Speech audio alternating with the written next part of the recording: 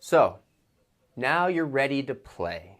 Now it's what I consider to call practice level 2, team on team practice. This is where I want you to start. I want you to start practicing against your team. If you don't have enough guys for a team, it's okay. Invite some guys out. There's no harm in having more guys playing with you, even if they're not on your team. You know, they're part of the practice squad. And this is how development happens. You know, within paintball, within every sport, you know, things happen. People are finicky. People hurt themselves. People, you know, can't show up to an event. So you need to have a good surrounding of people that are interested in joining into your circle. So if you've got 5 guys on your team, awesome. I suggest inviting in maybe 2 more guys just to have on the practice team, you know, younger kids. This is how development happens, you know. Now, if you've got 10 guys on your team, cool.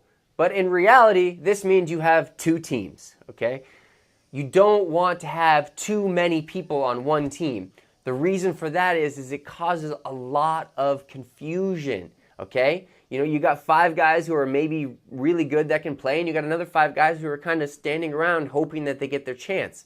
In reality, just have 2 teams and practice against each other. Have one team that's the main team, and if somebody gets hurt or can't come to a tournament, you pull them from the other team.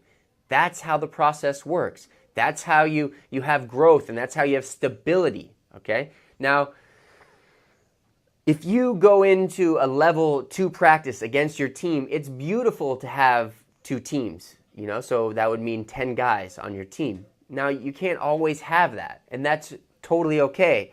And that's what I want to teach you in this, is that you can practice with 4 guys, okay? You can practice with 3 guys. You know, you can even practice with 2 guys. Okay, that would be a little bit less of a team practice, but you can do it, especially if you're on the same team, which I highly recommend.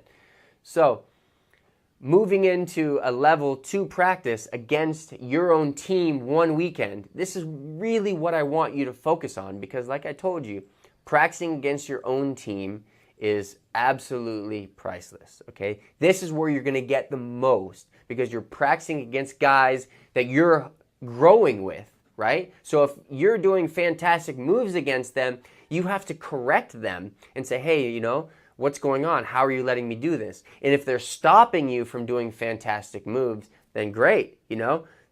That means that they're doing something absolutely right, and maybe you need to work on something. So this is like, it's a win-win, you know? Even if you get blocked, you're like, awesome, it's my team blocking me, right? So moving into this phase of practice is super key. Learn to practice yourselves.